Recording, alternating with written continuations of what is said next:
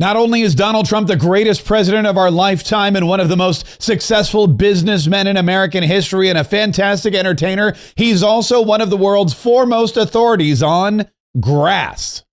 One of the things we're going to be redoing is your parks. I'm very good at grass because I have a lot of golf courses all over the place. I know more about grass than any human being, I think, anywhere in the world. And we're going to be regrassing all of your parks, all brand new sprinkler systems, the best that you can buy, just like the Augusta. No, it'll look like Augusta. It'll look like, more importantly, Trump National Golf Club. That's even better. But we're going to have all brand new, beautiful grass. You know, like everything else, grass has a life. Do you know that? Grass has a life. You know, we have a life and grass has a life. And the grass here died about 40 years ago. So we're going to be rebuilding all of your parks, and it's going to happen fast. It's going to go up like a miracle. So you do the job on safety, and I'll get this place fixed up physically, and we're going to be so proud of it at the end of 6 months. But let's say at the end of a year, this place will be maxed out in terms of beauty. Maxed out in terms of beauty sounds good to me. What's up? This is the 47 Daily Podcast. Today is Friday, August the 22nd. My name is Kaye, and Donald Trump's going to transform the District of Columbia into one of the safest golf courses we've ever seen in our country's history. It's really going to be an incredible place, and I'm going to be honest with you. I know when he talks about making it look like Trump National or Augusta, he's talking about the greenery, and he's talking about the lush vegetation. He's talking about the sprinkler systems that are going to keep everything moist and alive. I mean, that's what he's talking about. He's talking about bringing life back to the city, not just in the form of safety, but in the form of beauty and in the form of usable parks and recreational areas for all of the nation's visitors. And look, I'm not going to lie to you. I too live on a golf course in Florida, and it is one of the most beautiful things you've ever seen. But it does take a lot of work, and it does take a lot of attention and a lot of money and a lot of care. And Donald Trump, fortunately for us, has all of those things. This was a speech he gave yesterday when he went out on patrol with the troops. He made the announcement yesterday, probably right around noon on the Todd Starn show. And I'm going to be going out tonight. I'm going to keep it a secret, but I'm going to go. You're the only one that knows. You and your lots of listeners. You have a great show. You have a very successful show, by the way, in case you haven't heard that. But I'm going to be going out tonight, I think, with the police, with the military, of course. So we're going to do a job. The National Guard is great. They've done a fantastic job. Yeah, he's going to go do a job with the military and the police. And while he originally said he was going to go out on patrol, it was more a meet and greet and thank you opportunity to talk to the National Guard men and women, the troops who have been brought in from all states all over the country to help keep D.C. safe again. He was out there thanking the police officers and making speeches and saying, look, because of you, our nation's capital has very quickly come back from the dead. Well, I just want to thank everybody very much for being here. I wanted to do this. We've had some incredible results. The results have come out, and it's like a different place. It's like a different city. It's the capital. It's going to be the best in the world. We're going to do what you're doing with law enforcement, and very importantly also, we're going to physically do it. We're going back to Congress for some money, and we're going to redo a lot of the pavement, a lot of the medians, a lot of the graffiti's all coming off real fast. It's going to come down real fast. We're working with Clark Construction. They're one of the big ones. They're the biggest here by far, actually. And we're going to be not so much building, it's cleaning and fixing and redoing and putting brand new surfaces down on your roads and streets. And when people come in from the airport all the way to the Capitol or the White House or any place else they go, and they're going to say, boy, this place is spotless. That is exactly what Donald Trump wants it to be. He wants it to be the crown jewel of the United States of America because he's bringing in leaders all the time. Just this week, we had 8 European leaders, including Vladimir Zelensky and Keir Starmer and Emmanuel Macron and Mark Rutte from NATO. All of these European leaders are coming here all the time. As long as Donald Trump is in charge, it's going to be a city that is bustling with foreign investors, with foreign dignitaries, with tourists, with local, American billionaires. It's going to be the hub of power.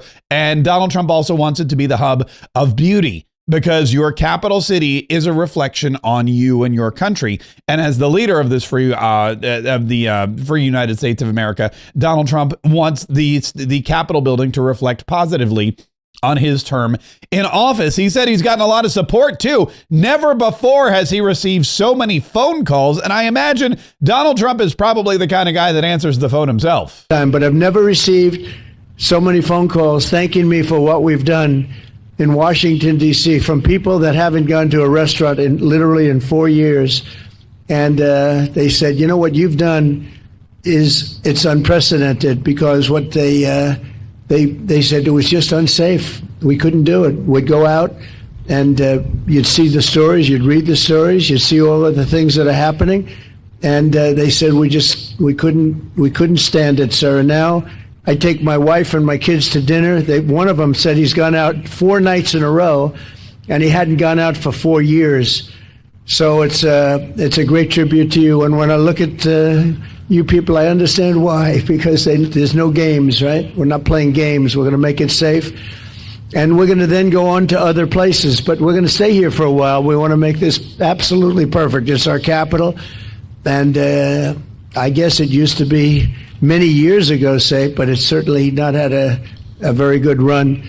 Yeah, not lately. And so Donald Trump is going to be working with everybody in his administration, all of the park police, everybody, to make it safe again. And the crime numbers are way down. That is the thing. In 9 days, and we've heard J.D. Vance talk about this, we've heard Pam Bondi talk about this, in just 9 days, Donald Trump and his administration, Jeanine Pirro, Pam Bondi, the folks who've come in from all over the country to make America safe again, they have done it. They've taken guns and drugs and murderers off the streets. They've taken illegal immigrants and they've exported them back to their countries. They've busted up gangs and carjackings. And as President Donald Trump said, people feel like they can go out to dinner again. But it's not just golf courses and green grass and lush dinners. It's all about making sure that people are not scared or terrorized in their own city. And there's a lot of people in Washington, D.C. who live and work there from all over the country. There's been a lot of dangerous stuff going on. Interns getting murdered because they got caught in the crossfire of gang violence, graffiti everywhere, people getting attacked, big balls from Doge getting attacked and pummeled. He had a concussion and a broken nose just because he was trying to help a woman who was being carjacked in DuPont Circle, which is not a bad neighborhood, or at least it wasn't 10 years ago when I lived up there. But Jeanine Pirro, the district attorney for the District of Columbia, also was there and said some very kind words to the men and women who were fighting to make D.C. safe again. I just want to say thank you to all of you. Every night when you hit the street, you make a difference, not just for us, but for everyone in the district. They are grateful for what you do. They are thankful. And I am making sure that we back the blue to the hilt. Every arrest you make, we're going to the longest way to make sure that we charge in those cases. So God bless you and thank you for what you do. You're making a difference. And Mr. President, without you, no one would even have tried. So thank you. Yeah, Jeanine Pirro saying, look, we've all seen Law and Order. We know that there's the police who go out and investigate the crimes and make the arrest, but then there's the DAs who have to prosecute these criminals in court. And Jeanine Pirro said, I'm not going to let all of your efforts be for naught. I'm not going to let these criminals get out on some kind of technicality. If you're coming here, if you're dedicating your time and your service, time away from your families, because a lot of these folks, like I said before, are from out of state. If you're going to do that for us, for the people of the United States of America, for the citizens of DC, I'm going to do my darndest, and my office is going to do our best to make sure that these people go to court, that they get tried, they get convicted, and they go away. Because if you don't make an example of a criminal, then you're just going to create more criminals, and that's not what we want. But either way, Donald Trump very proud, very excited to meet with the troops, to meet with the police, and they were very proud and very excited to meet with their president. You people are winners, and I just think it's such an honor to be with you, and we're going to make Washington, D.C. great again. We're making our country great again. The country is very close to being great. When they say it's the hottest country in the world, they mean it. And this capital is right now, after 4 days, 5 days, it's at a level that you haven't seen in a long time, and it's all because of you. So I want to thank you all very much. It's an honor to be with you, and we'll always be with you. We're going to be with you for as long as I'm around. You're going to be treated as nobody more important, and thank you all very much for being here. Thank you. Yeah, very. CNN is scum. That was sorry. Yeah, see that was a little. I hit the wrong button, but also it's always appropriate. MSDNC is scum. Yeah, they're gone now. But Donald Trump, listen, Donald Trump was talking to the troops and he's saying thank you and you guys are amazing and we appreciate it. And also they brought pizza. I don't know if I told you that. You brought some food for him, didn't you, President? So we have great hamburgers cooked by the White House, and we have pizza that I said don't do it in the White House because we went to a place that makes the best pizza. So we'll concede. But we have a lot of it, so we're going to have some fun. We'll eat, and I'll eat with you, and we're going to have a little fun. We're going to celebrate, but then we're going to get back to work, and we're going to take care of these criminals. We're going to put them where they have to be. You're going to say, don't play around with us. Don't play around with us. So let's go have something to eat. You're going to like the hamburgers? Would you rather have hamburgers from the White House or pizzas from a good place, huh? I think they want the hamburgers. Have a good time, everybody. Thank you very much. Yeah, White House hamburgers, pizza from the good place. It's going to be a fantastic day. And then they're going to go out on patrol, with their bellies full and very prideful that they were able to hang out with the President of the United States. Now, Doug Burgum, who's the Secretary of the Interior, again, the Secretary of the Interior, it's a very important job. It's one of the oldest positions in the cabinet. And the Secretary of the Interior has so many different duties. It almost dabbles in every other little piece of the administration, but the park police are under the purview of the Secretary of the Interior. And so Doug Burgum was there as well. And he said, look, here's what we've done. We have taken, you want to talk about the homeless situation being cleaned up ASAP. They have cleaned up dozens of homeless encampments that were on state and that were on federal property. The U.S. Park Police has removed all 72 of the homeless encampments that were on U.S. Park property in this metro area. Working now with a task force in the last week, there's been over 25 more. I think we're over 100. Some of those were on on metro property, not federal property. But that part's being taken care of, and so vagrancy is going away. We're enforcing the vagrancy laws. Violence. We've rolled back the Biden era no pursuit policy, so the U.S. Park Police can now, when they pull somebody over that's got stolen plates, mixed plates, criminal records, those criminals were just fleeing, and there was a rule where they were under the Biden administration. The U.S. Park Police couldn't chase them. Now they can. We've had 5 successful pursuits just in the last few nights, pulling people over that involved with all kinds of violent crime, kidnapping, rape, etc. So, gun violations. So we're back enforcing the law on the violent side. And then on the other piece, in terms of making it beautiful, we've reinstated some rules that President Trump had during his first term, which is up to $250,000 fine and 10 years in prison if you try to deface or tear down or have any effect on the incredible shrines to democracy that are all across D.C. and across our beautiful U.S. National Mall, which is part of the U.S. Park Police responsibility to protect and defend. All right, so he's got stiffer penalties, $250,000 and 10 years in jail if you try to deface any of our monuments, if you try to turn over a statue or spray graffiti on it or throw it in the Potomac River or any of those dumb things people used to do. You can no longer do that. You've got the homeless encampment, 72 homeless encampments removed.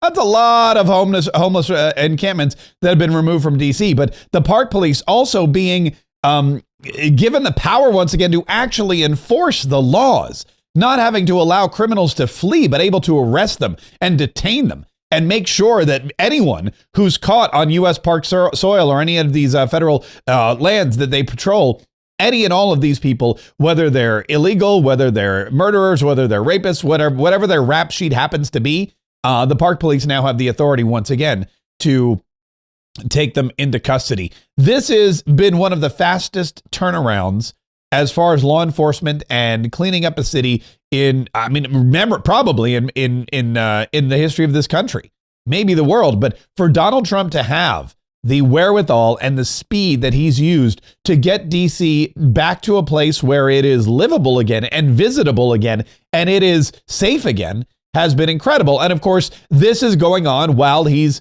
working on his other pet project, which is peace in Ukraine, bringing Ukraine and Russia together for peace talks, making sure Vladimir Putin and Volodymyr Zelensky stop killing each other's citizens. And that's something that is lingering in the background. And Todd Starnes also asked him about that and said, look, when can we expect peace? Do you think we're going to be able to get peace in that region, Mr. President? Well, I'll let you know in about, I would say within 2 weeks, we're going to know one way or the other. And after that, we'll have to maybe take a different tack, but we'll see. But we'll know pretty soon. We're going to know pretty soon. Couple weeks tops. We're going to know pretty soon whether or not, and what either we're going to know that there's peace in the region or there won't be peace in the region. But then President Donald Trump said something again for the second time this week that has gotten a lot of people asking, why does he keep talking about heaven so much? What does he know that we don't know? Are there health issues? Is the ankle situation getting worse? Did his doctor give him some kind of report? What's going on with President Donald Trump that he's concerned about getting into heaven? Because he mentioned it on Fox and Friends earlier, and he mentioned it again on Todd Starnes' show yesterday. How important was that for you to support people of faith? Well, I just do it because I know it's true. If you look around, I mean, people of faith, there's a feeling they want to be good, They get punished if they're not good, right? If you don't think about that, if you're not a believer and you believe you go nowhere, what's the reason to be good, really? There has to be some kind of a report card up there someplace, let's go to heaven, let's get into heaven. It's sort of a beautiful thing. Yeah, but it leads people to believe, why is Donald Trump so concerned now about his report card, his end-of-life report card? Is there something else that he's not telling us or that we don't know that potentially we should? We are going to be covering more of course, President Donald Trump's days and all of the things that he's doing. He's got another packed one today as he continues to fight for Ukraine, as he continues to fight for peace in Russia, as he prepares for Congress to come back in a couple of weeks. There's more to do in Washington, D.C. and this entire country and the world. And we'll be there to cover it with our second daily podcast, Mark Kaye Saves the Republic. If you're not yet subscribed to Mark Kaye Saves the Republic, there's no better time than right now. Go to markkaye.com, markkaye.com, markkaye.com. Download, subscribe, listen, and enjoy.